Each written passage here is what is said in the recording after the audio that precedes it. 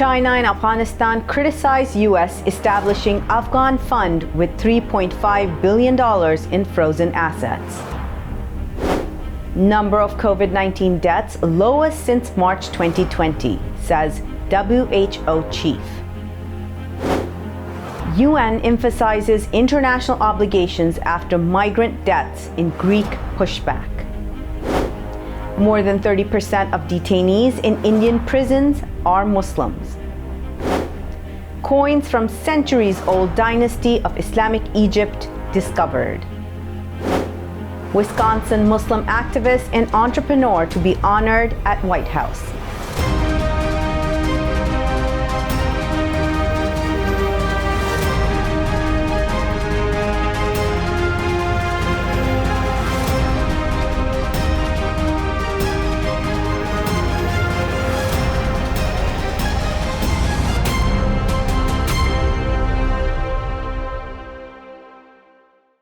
From Washington, D.C., this is the Muslim News on Muslim Network TV. Assalamu alaikum, I'm Hena Zuberi. Our top story tonight. On Wednesday, the U.S. announced the creation of a fund to benefit Afghans. The Afghan fund will make targeted disbursements of $3.5 billion to help provide greater stability to the Afghan economy, the State Department said.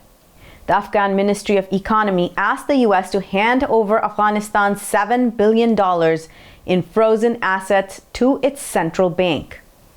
America had frozen the country's assets last year after the Taliban's takeover of the nation. CNN reports that by setting up the new fund, the U.S. is making it clear that they intend to get the frozen funds to the Afghan people, but refuse to recognize the Taliban. Abdul Latif Naziri, Afghanistan's ministry deputy, said no one has the right to place conditions on how and by whom these funds should be used. Former Afghan President Hamid Karzai argued the central bank's frozen assets should not be split in two. Following the U.S. announcement, China called on the U.S. to fully release Afghanistan's assets and lift all unilateral sanctions against Afghanistan. Mao Ning, a spokesperson for the Chinese Ministry of Foreign Affairs, said America should take the majority of the responsibility for the reconstruction of Afghanistan. 21 people from across the U.S. were honored Thursday as uniters in a special United We Stand summit ceremony at the White House. Those chosen were recognized for their efforts to counter hate-fueled violence and bigotry. Among those selected by President Joe Biden is Masood Akhtar of Madison, Wisconsin. He is the founder and president of We Are Many, United Against Hate movement. Akhtar was nominated for the award by U.S. Senator Tammy Baldwin. He started WAM-UAH in 2016. This was after seeing an increasingly hostile environment for Muslims in the United States and a rise in hate crimes across other minorities. The nonpartisan nonprofit organization seeks equal protection for all and aims to unite people against hate, bigotry, and racism. Akhtar's goal was to build inclusive classrooms and communities. On Wednesday, the UN Refugee Agency said countries are bound by international obligations to prevent the deaths of migrants at sea. Shabia Mantu spoke to Anadolu Agency about the deaths of 6 irregular migrants pushed back by Greek forces. She said search and rescue at sea and timely disembarkation are international obligations. The Turkish Coast Guard late Tuesday found the body of 6 irregular migrants, 2 babies, 3 children, and a woman, while rescuing 73 migrants. They had been traveling on 4 life crafts off the Turkish coast of Marmaris. Those rescued told officials they were pushed back to Turkish territorial waters by Greek forces. Mantu called the loss of life unacceptable. She said more than 1,300 people are estimated dead or missing at sea attempting to reach Europe through the Mediterranean and Northwest African routes in 2022. 5 Somali ministers have accused the central government of failing to release $9.6 million in relief funds received from the UAE for humanitarian operations. Parts of Somalia are expected to be hit by famine between October and December. Ministers from the state of Southwest, Galmudug, Puntland, Jubaland, and Hirschbale said they had been asking President Hassan Sheikh Mohamud to release humanitarian funds. These were received from the UAE more than 3 months ago for drought relief. The Horn of Africa's nation is the most drought-stricken in the region. Over 7.8 million people are in need of humanitarian assistance. UNICEF reports drought-related malnutrition has already claimed the lives of 730 children in stabilization centers. Syrians are facing increasing suffering and hardship due to consequences of more than a decade of war, a new UN report says. The Independent International Commission of Inquiry on the Syrian Arab Republic released its 50-page report on human rights in Syria. It was shared during the 51st session of the UN Human Rights Council, which began September 12th and runs through October the 7th. Paulo Pinheiro, Commission Chair, said millions of Syrians are suffering and dying in displacement camps. Meanwhile, resources are becoming scarcer amid rising donor fatigue, he said. The report notes civilians living in border regions are frequently targeted by forces affiliated with the regime of President Bashar al-Assad. Russia also continues to support the regime through airstrikes that have killed civilians and targeted food and water sources, the report said. According to WHO, the number of COVID-19 deaths are lowest since March 2022. Details are coming after the break. Stay tuned and we'll be right back after these messages.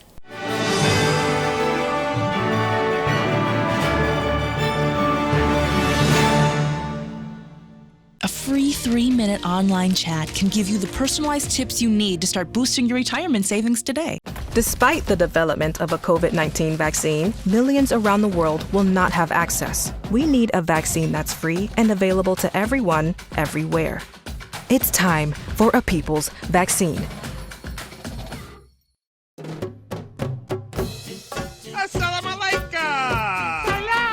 Open up your eyes. Assalamu alaikum everyone, it's your brother Zain Bika from South Africa.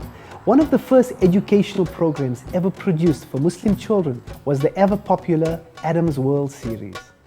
The colorful and comical Muslim puppets stole the heart of a generation. Sound Vision will be releasing brand new episodes of Adam's World with the launch of a Adam's World app. Subscribers will enjoy new Adam's World episodes as they are released, as well as all the classic episodes of Adam's World. So visit adamsworldapp.com now to learn more, subscribe and enjoy new adventures of Adam and his friends. And let's keep helping tomorrow's Muslims today. Assalamu alaikum. It's Adam's World.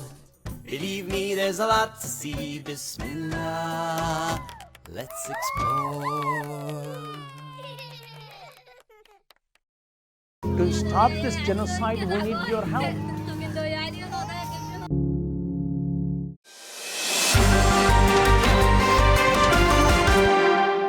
Welcome back.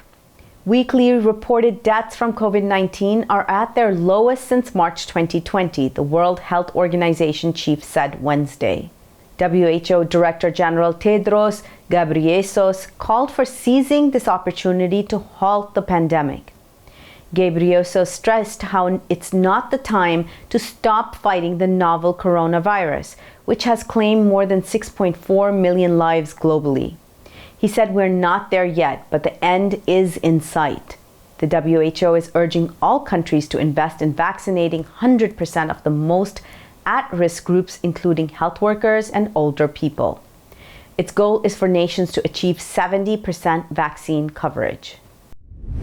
An official commission concluded Berlin has a structural problem with its treatment of its Muslim community. The Berlin Senate set up the commission, which is the first of its kind in Germany. It was formed in response to the far-right terror attack in the western city of Hena in February 2020. An extremist killed 8 people of non-German descent, a German Romani, and his own mother before killing himself. More than 2 years later, the panel's findings paint an unfavorable picture of the city. Despite its projection of diversity and inclusion, the city has work to do to eliminate racist attitudes. Muslims, like all immigrants marked by racism, are confronted with entry barriers, exclusionary practices, and structural discrimination, the report noted. Australian businesses are targeting Muslim mothers with halal certified products. Betul Turker lost her job 2 years ago and realized an untapped demographic in her local area: young Muslim moms. She set up a health food store in the culturally diverse community of Coolaroo in Melbourne's north.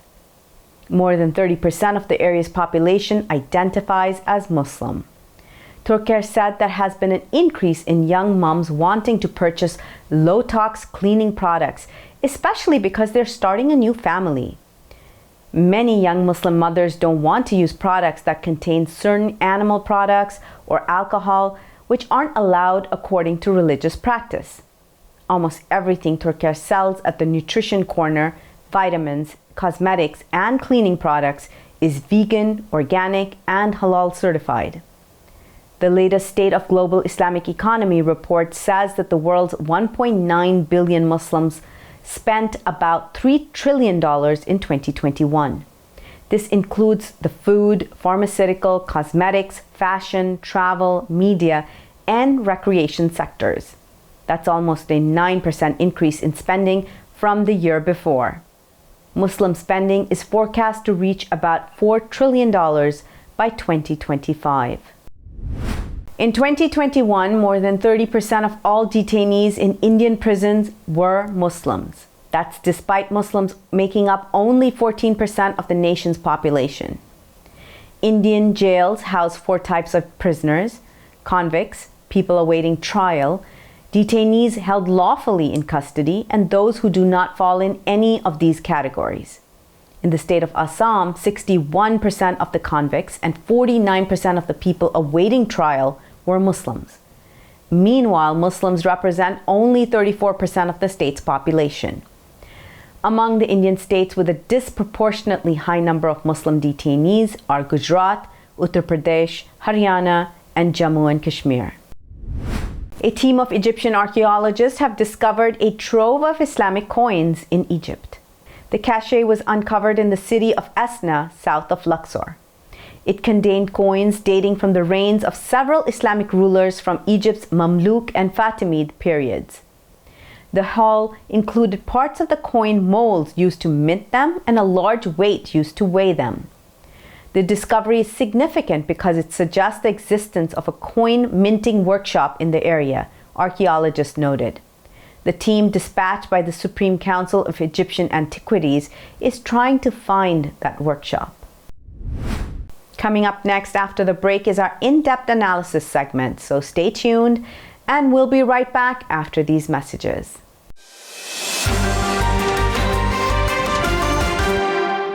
If I could be you, and you could be me for just 1 hour, walk a mile in my shoes, walk a mile in my shoes. I am what hunger looks like in America. I am an 8-year-old girl who's not excited for the last day of school. Because this may be the last time I'll have lunch. Till September. I am a single father of 2 who works 3 part-time jobs, and that's still not enough to put food on the table. I was created by artificial intelligence from faces of the 1 in 8 Americans who struggle with hunger. Feeding America, 200 food banks strong. Despite the development of a COVID-19 vaccine, millions around the world will not have access. We need a vaccine that's free and available to everyone, everywhere. It's time for a people's vaccine.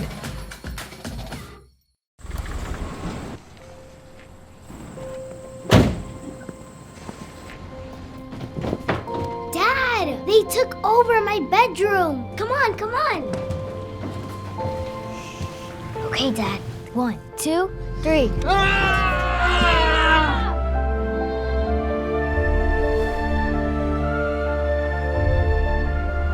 Dad!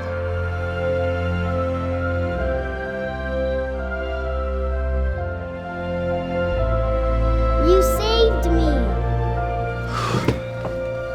Dad? Are you okay? I'm fine, dear.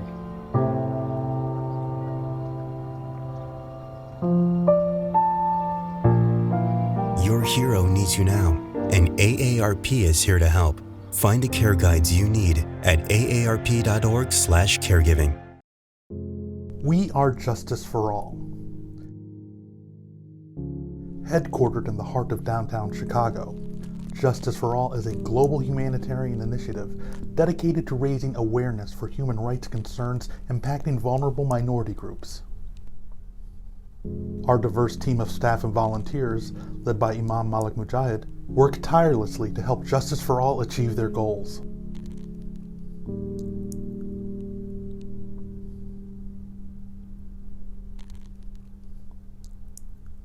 We promote policies that protect religious freedom, address the root causes of mass displacement, and recognize the plight of refugees and forced migrants. Together, we can continue to stand up for justice. Justice for all.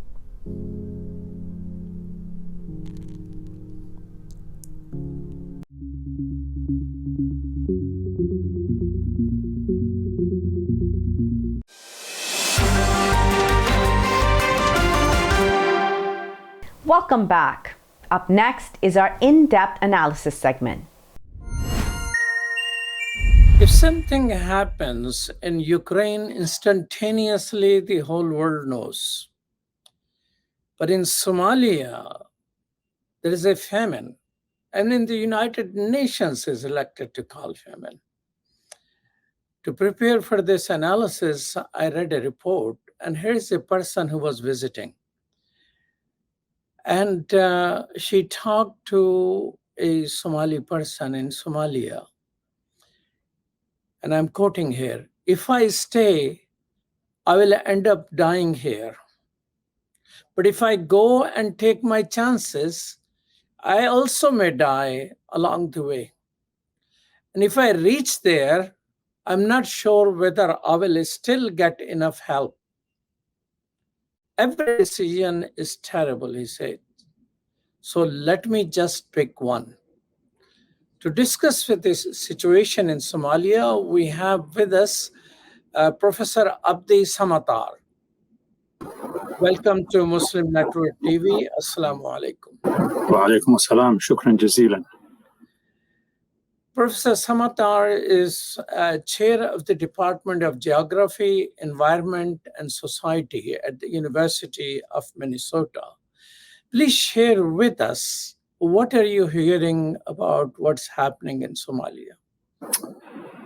Thank you very much, sir, Imam. And, I came back from Somalia about a month ago. I'm back in Minnesota presently. I used to be the chair of the department, but I did my service, and now I am just a professor in the department.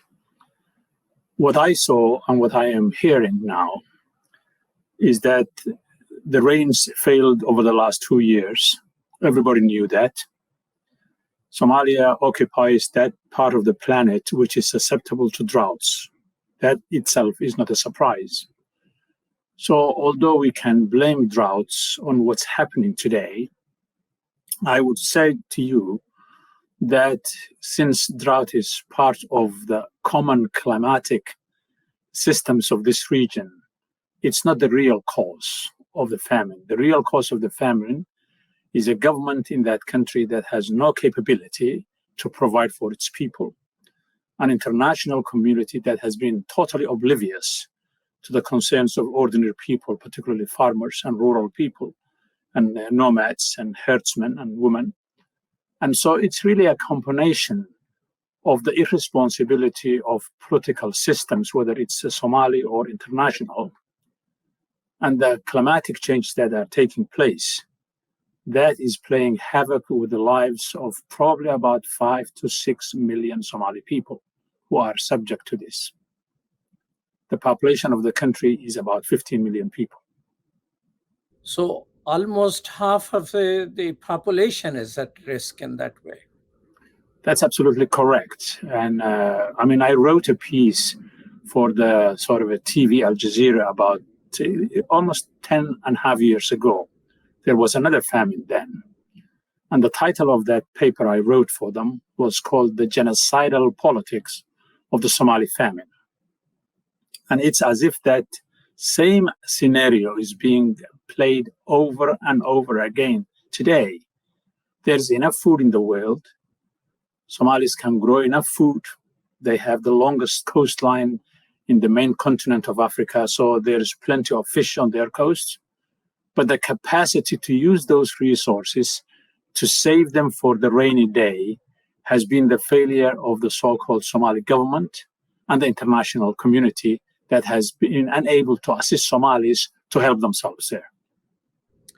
Now, the United Nations on Monday said that famine is at the door and is expected to occur between October and December. So there is no surprise there. So why the United Nations and other institutions in the world are failing people here? The United Nations is actually wrong on this score. The famine is not on the door. It's inside the house. And people have been dying for several months now. But the politics of famine between the Somali government, the UN, and the rest of the international community is such that they don't want to sort of be the purveyors of bad news too early, but not providing that information early to the international community and others who care about saving lives of human beings across the world entails people dying long before they announce that the famine has arrived at the door. So the country is in a famine today. It's not at the door. It's inside the country. People have been dying for several months now, if not longer. And so it behoves the United Nations, the international community, if you like, the Muslim world for that matter, to come to the aid as urgently as tomorrow if we can. You know, the article I was reading, and it was talking about a aid worker who say, I heard of mothers who left some of their children to save other children. So it seems very horrible situation in which what benefit EU or the United Nations has to ignore? I mean, how do they benefit by not saying that it's famine? Well, 2 days ago, I was talking to a colleague of mine who works for the Irish Community Service, who is in the country in Somalia. And he told me that the negotiations between the so-called international community and the Somali government was such that if they declare there is famine, the Somali government might lose control of the place. And so this negotiation that's taking place between the Somali government and the international community is oblivious to a mature crisis in which people have been dying by the hundreds over the last few months. Because these people are, in a sense, protected from seeing human lives, children, mothers, elderly, young men and women perishing on the roads as they try to flock from the countryside to Mogadishu in order to save themselves. Exactly the kind of a mother that you were talking about at the beginning of the show, which said that, if I stay, I will die. If I go, I may die on the road. If I get there alive, I may not get the help necessary. This help should have been here a year ago, not now, not tomorrow. Professor Samatar, when you visited, you just came back.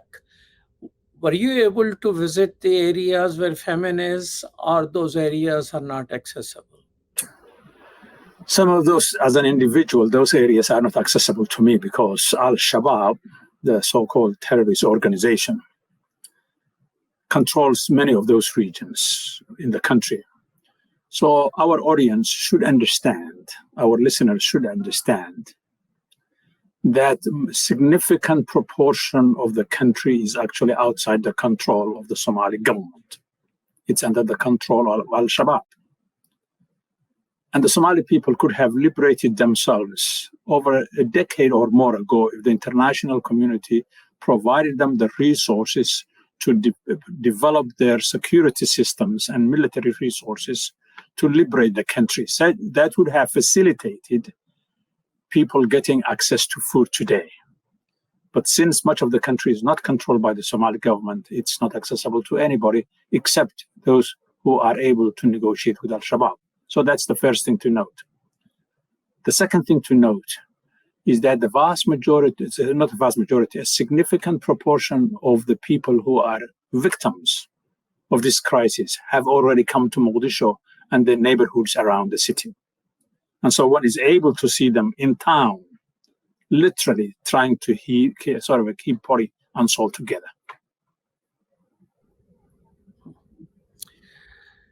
Professor Samatar, how much this factor plays in people not paying attention that Somalia has always been in the news for one problem or the other. So people think it's a chronic problem, government and terrorism and all that, and let's forget about it. Do you think there is some of that element in play here? There is an element of that. I mean, I'm a geographer by training, and I have been around the country for many, many years. I've been presently there for the last year and a half. There is absolutely no need for Somalis to go hungry. The country has enough resources, is properly utilized.